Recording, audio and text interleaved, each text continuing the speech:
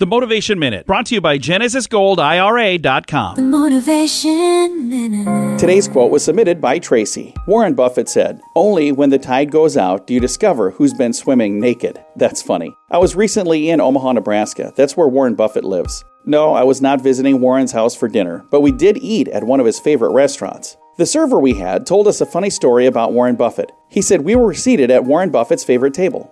I could see why. It had a nice view. And he said Warren Buffett had been there recently with Bill Gates. The server said, "Hey Buffett, when are you going to give me that $20 you owe me?" He said Bill Gates laughed so hard, and Warren Buffett asked, "Do I really owe you some money?" He said that really made Bill's day. I bet he got a nice tip that day.